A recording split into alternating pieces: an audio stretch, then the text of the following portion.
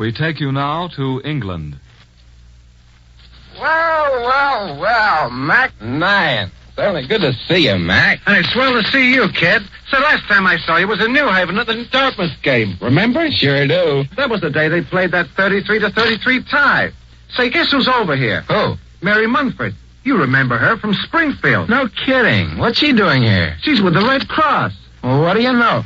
Tell you who else is over here. You know Jerry Chatterow. Sure, saw him in Hollywood a couple of months ago. Well, he's with the Air Force. And Bunny Hill used to work for BBD&O? Yeah. She's with the American Embassy. Sure seems like home, doesn't it? Just stand on Piccadilly Circus long enough and you're bound to meet your old school teacher.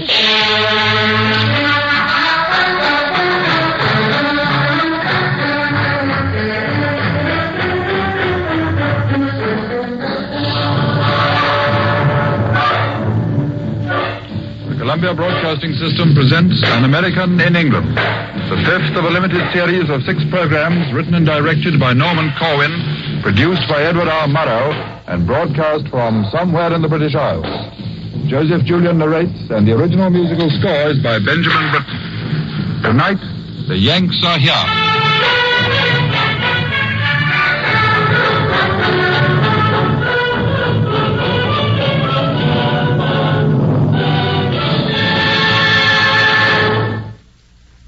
We can't tell you how many hundreds of thousands of Americans there are in this island.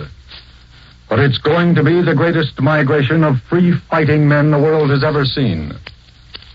Men who have come straight through the Battle of the Atlantic, to Europe's one piece of free soil where free men may still fight for freedom. They came to fight. This is not their final destination. But this isn't just a huge flying field and parade ground. There are people living here. It's their home.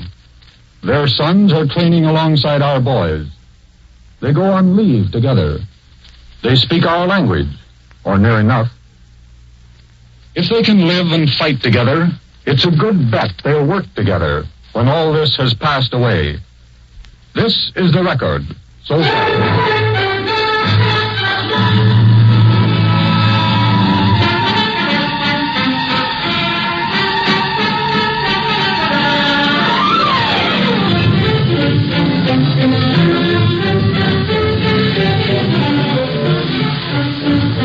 You sit in a pub on the English Channel, across the way from the Barbarians, and you listen to an American folk song called Arkansas Traveler.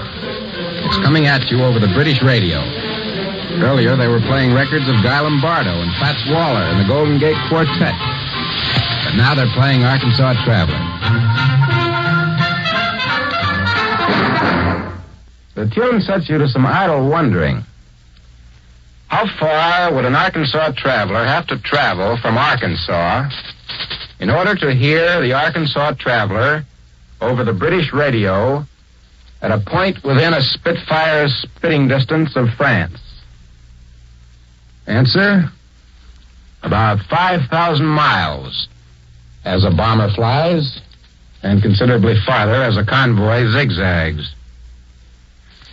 It occurs to you that a good many travelers from Arkansas have already made the trip, along with a lot of guns from Bridgeport and tanks from Baton Rouge and oil from Pennsylvania and some fine sides of beef from the packing houses of Chicago. In fact, there's so much that's American on this island.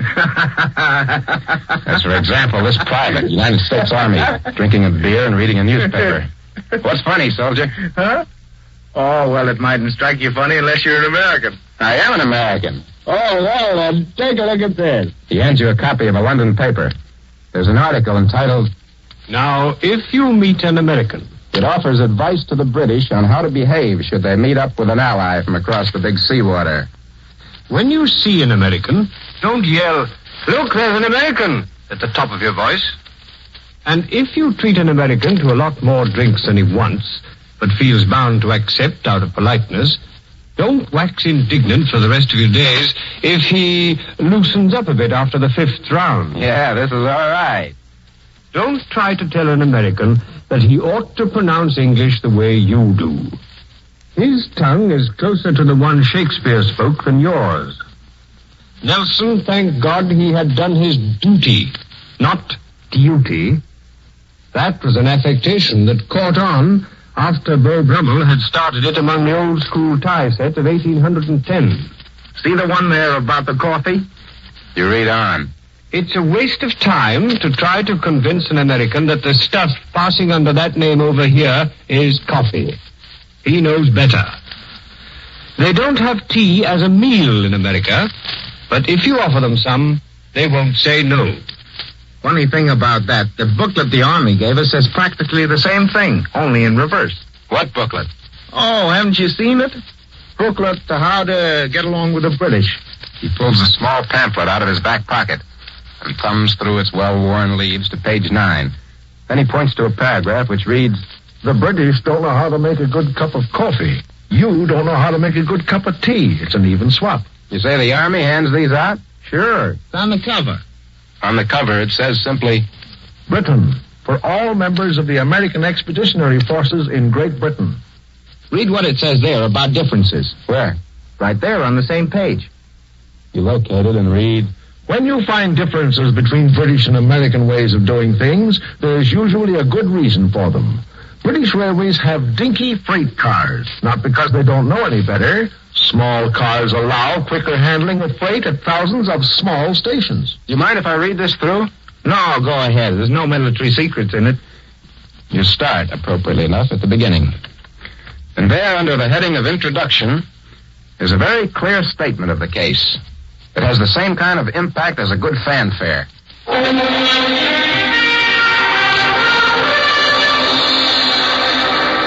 You are now in Great Britain as part of an Allied offensive to meet Hitler and beat him on his own ground.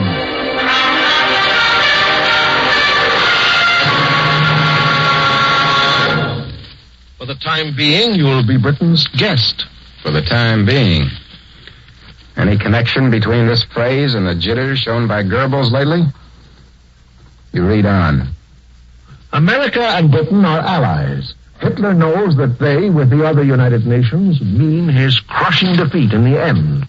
So, it is only common sense to understand that the first duty Hitler's given his propaganda chiefs is to separate Britain and America and spread distrust between them. If he can do that, his chance of winning might return. The long chance. But the whole history of Hitler has been a long chance. We can defeat Hitler's propaganda with a weapon of our own. Plain, common horse sense. Understanding of evident truths. The most evident truth of all is that in their major ways of life, the British and American people are much alike. They speak the same language. How's that again? They both believe in representative government, freedom of worship, freedom of speech, but each country has minor national characteristics which differ. Schedule, banana. It is by causing misunderstanding over these minor differences that Hitler hopes to make his propaganda effective. You defeat enemy propaganda not by denying that these differences exist, but by admitting them openly and then trying to understand them. Aha! That puts a finger on one of the things of which the United Nations will be most proud when the history of this war is told, the strategy of truth. We've never had to lie the way the Axis has about our losses and gains. We've never had to contradict ourselves 5 or 6 times a day like the maggoty ministers of the Wilhelmstrasse. We've never had to jam the ether so our own people couldn't hear the news. Jamming, by the way, is an Axis monopoly and can be heard all around the dial of an ordinary radio set in England. It sounds like this. That's so the mothers of Berlin won't hear the news that 45,000 Nazis were killed in the newest Russian counteroffensive west of Moscow. That's so the French won't hear that the Yanks in Britain have started bombing operations with flying fortresses over Nazi-held France.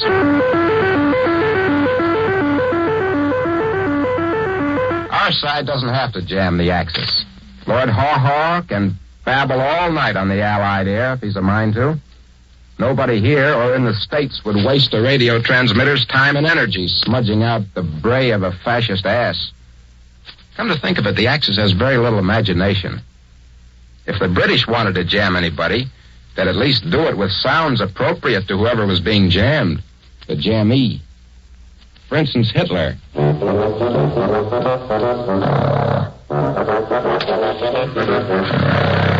Or a little motif for Bullfrog Mussolini.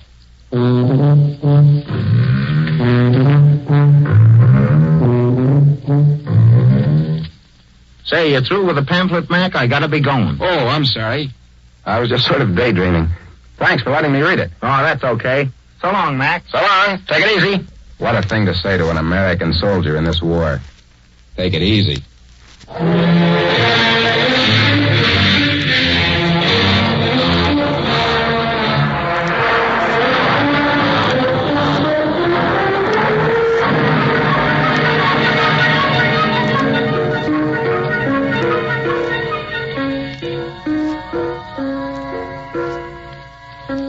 You go to an American Red Cross club. You sit in a lounge, waiting for a friend who's in the U.S. Navy. At the piano, a soldier is sadly plunking away with one finger. He stops and turns around. Somehow it sounds better when Rachmaninoff plays it. That's just what I was thinking. Got a cigarette, Bud? Yeah, sure. There you are. What's the matter? You look kind of blue. I am blue. Why? I've been here 4 months and had only 2 letters from home. Oh, that's tough. Why only 2 letters? I don't know. Folks must be pretty busy, I guess. Yeah, but still. Yeah, so have I been pretty busy for that matter. But I found time to write. What have you been doing? Oh, I was in on the Dieppe show. You were? How was it? You know, I think I could stand almost anything except not getting any mail from home. A flyer sitting nearby looks up.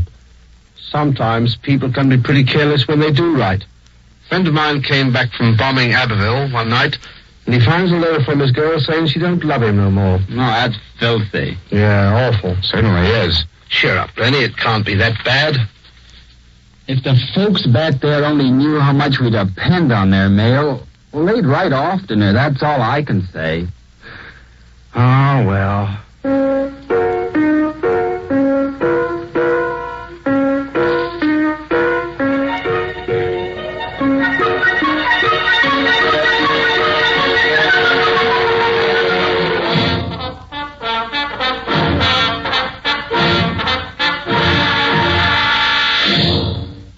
In a restaurant, you overhear an argument between a lieutenant and a corporal from the States. Ah, you're crazy. Who's crazy? I tell you, they're the most friendly people in the world. Can I referee this match? We're just arguing about hospitality. In my opinion, the Wait English... a minute. Listen to this. I was in Datchet one night. You know what? Where's Datchet? On the Thames, just below Windsor Castle. I was doing some sightseeing on my leave. Well, I stopped for the night at this fine old tavern in Datchet, and I ate a terrific meal. Cold salmon. And I'm put up in a magnificent room. Well, Queen Elizabeth slept once. Will you let me tell this story? And in the morning, I go downstairs and ask for the bill. And a woman comes over and says she's the proprietor. And she says... Would you mind very much, Lieutenant, if I didn't accept any money from you? So I say, oh, no, I couldn't do that. Thank you very much. Well, I think it's the least I can do to express my personal appreciation of all that your country's done and is doing, and I wouldn't... Yes, ma'am, that's very good of you, but after all, we're helping ourselves, and it's not just a... Besides, you're a long way from home. Well, that's very kind of you, Please. It would make me very happy. Well, so what the heck? I put my door away. Now, that's what I call hospitality. Oh, well, for that matter, a conductor on a bus in Birmingham once refused to take my fare. Well, what's the argument here? I thought there was an argument. Well, you see, I think the Scotch are more hospitable than the English. Ah, they're all the same, you dope. What's the difference? They're all British.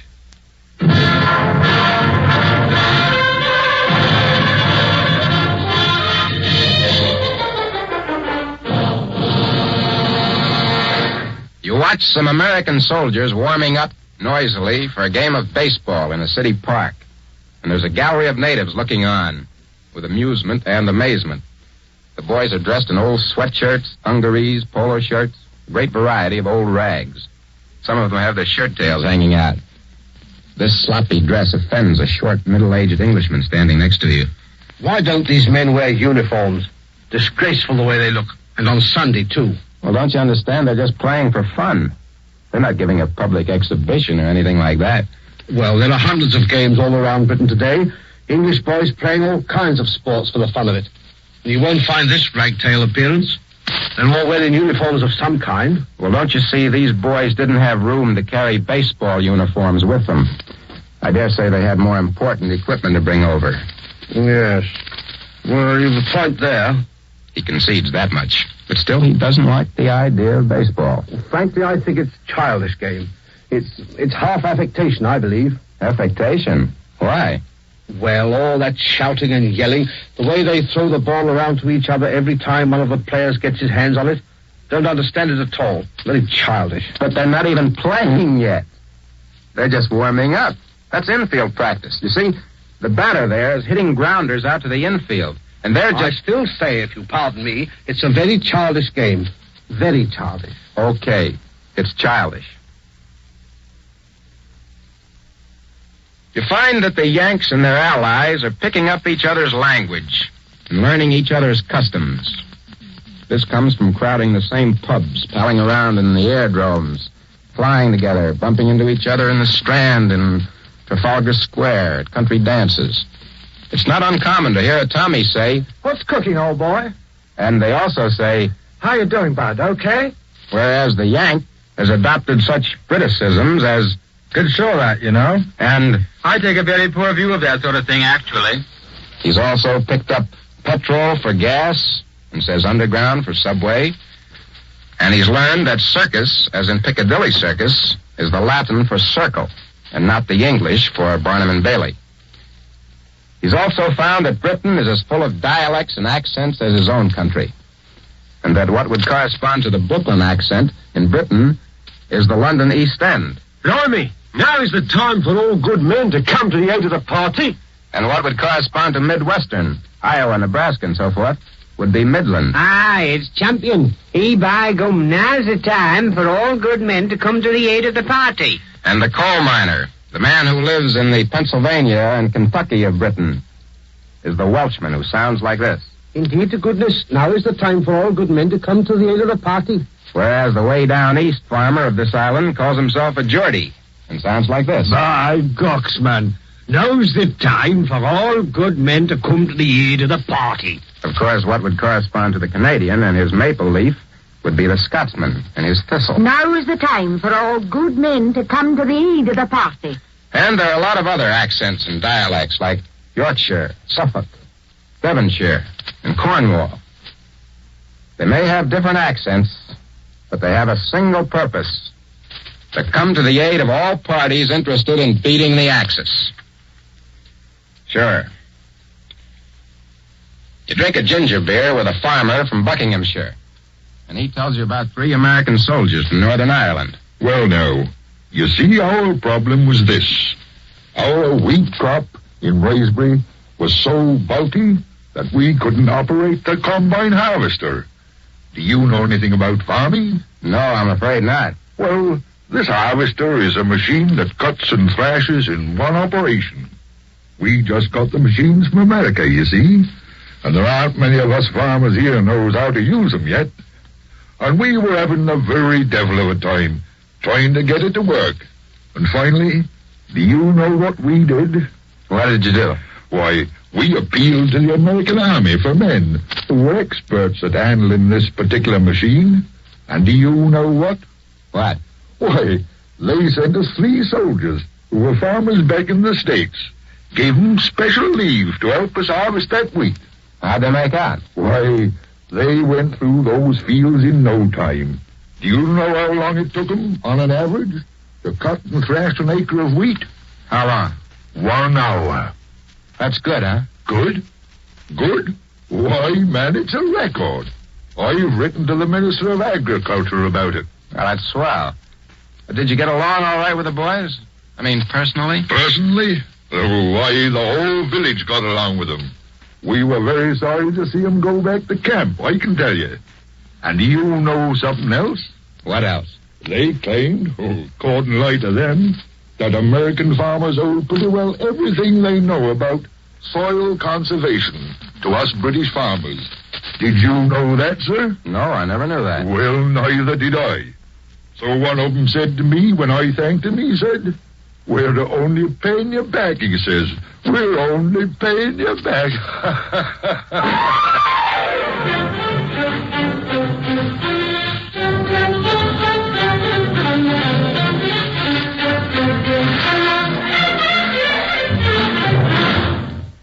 spread out all the London papers, and when you've got them all spread out, they don't equal in size half the normal weekday edition of the New York Times. The paper shortage here isn't a fooling matter. And the biggest papers have to cram the news of the world, of England, of London, into 4 skimpy pages with pictures. But with all there is to report from the fronts of this busy war, big sections of the press are always being devoted to the subject of America and Americans. The Daily Herald has a lengthy interview with Major General Clark of the U.S. Army and quotes him as saying, "We have not come over to sit on our back ends and do nothing. We are here to take the offensive." Another has a 5-column layout with a caption, "What do Americans think of us?" and the subheading, A number of American soldiers in Britain were asked for their candid, undoctored replies to 7 questions. The response was completely frank and realistic. The News Chronicle hopes that it will help us to understand them better. The Daily Mail carries a piece on the U.S. Marines under the bold-faced title, Leathernecks. From this British article, you learn for the first time how the Leathernecks got their name. Used to wear leather stocks around their necks to protect them from cutlasses. Goes to show you. The Express has a long illustrated article on Negro soldiers in Britain, in which it reports, In the west of England, a stately mansion has stirred to new life. It is home and headquarters for a contingent of American colored troops. At night, Negro choruses float down the lanes as the night-pass men come home. And at church parades, English congregations have heard the fervor of Negro spirituals sung by men who live in their songs. They drink in the Rose and Crown, the Horse and Hounds with the locals, treating and being treated. They go to concerts and cinemas. No place that is open to our own men is barred to them. And they're rather amazed at the friendliness of the entire countryside and the nearest big city. a whole half page of a morning paper is taken up with a script of a transatlantic broadcast called An American in England. There are half a dozen articles every day on these interesting people who live in the 48 states between the Atlantic and Pacific. But not all these articles are admiring. One paper, observing that milk for the American Army is being brought across the Atlantic, breaks into verse. Bouquets to the farmers of Texas, deserving a roll on the drum, whose work on each udder must make Hitler shudder and dream of the vengeance to come. Give laurels to warriors hardy, for battle and bottle athirst, who seem to have reckoned the front may be second, but pride of the palate comes first. And there, I was almost forgetting, some stokers and those of that ilk, whose blood, sweat, and toil were delivering oil, but now must deliver the milk.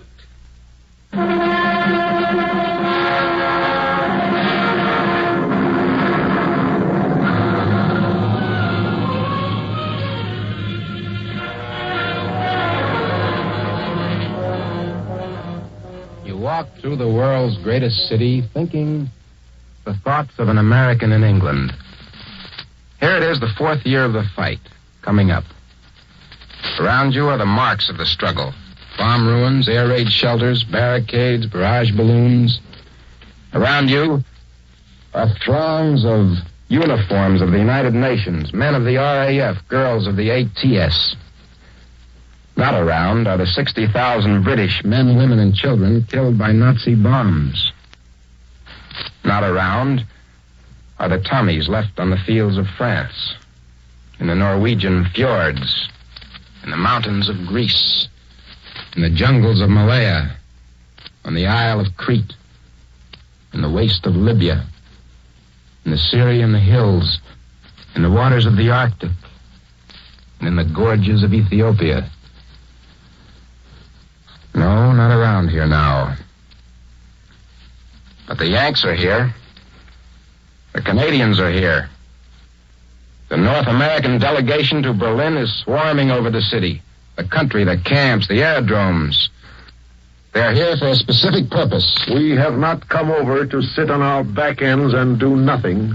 We are here to take the offensive. They're young, these Yanks. They're confident. They're well equipped. They're the highest paid soldiers in the world. They try not to show off about it.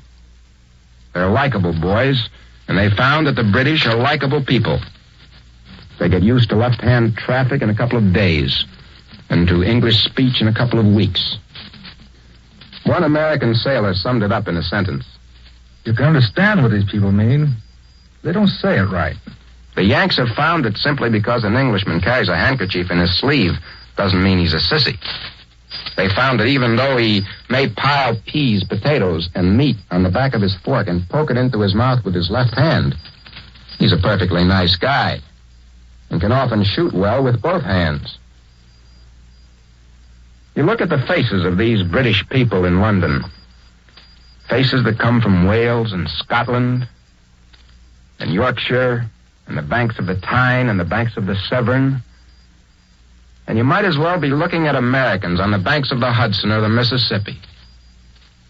There are differences, sure. They don't go to movies, they go to the cinema. They call a druggist a chemist. And you can't buy books and lawnmowers and sun lamps in a chemist shop. They think baseball is childish. You think cricket is dull. So what? So nothing. You walk down busy Oxford Street, and you realize that the mingled British and Americans around you share more than the street and the time of day. They share the hopes and fears and aspirations of the common people of the world. They share the experience of having fought 25 years ago for a Europe that wouldn't bother us anymore. And they share the mistake of having assumed that they could live happily ever after Versailles, each on his own island, and to hell with the Chinese and the Jews and the Czechs and the Spaniards. These war-worn people passing you on Tottenham Court Road know us Americans better than any Englishman before them. One of them said only yesterday, "It's taken this war to make us see that Americans aren't all gangsters or people who drive fast cars and live in great estates with no visible means of income. Most of them small-town boys who haven't seen any more bright lights or big city life than our boys from Lincolnshire or the West Riding. They work with their hands and they fight with their hands, the way we do." You walk down Charing Cross Road, and you think of the American soldier who told the Raspberry farmer he was only paying him back when he worked for him. And it comes to you at Leicester Square that for the first time since Adam, a common enemy has made common friends of the common man in all quarters of the globe. All the way from Brazil to Moscow, from China to the Cape of Good Hope. The Yanks stop off in England. The Dutch Queen addresses congressmen in Washington. Boys from Brooklyn hold the beach at Tulagi. The government of Mexico renames a town Medici to perpetuate the memory of miners murdered by Germans in Czechoslovakia. You pull up at a statue in front of the National Gallery. It's a statue of George Washington. It's been there for some years.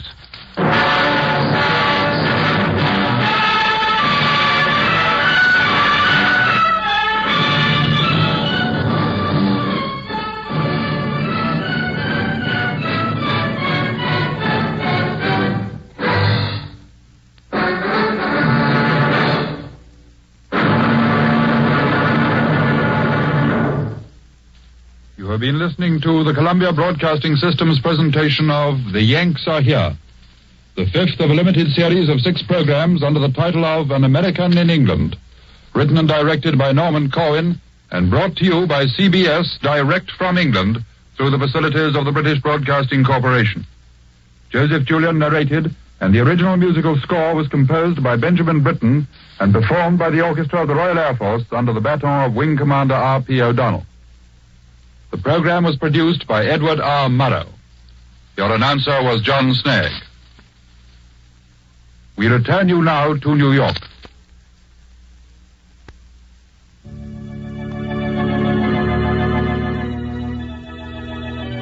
An American in England will be heard next Monday, 1 hour earlier, at 9 p.m.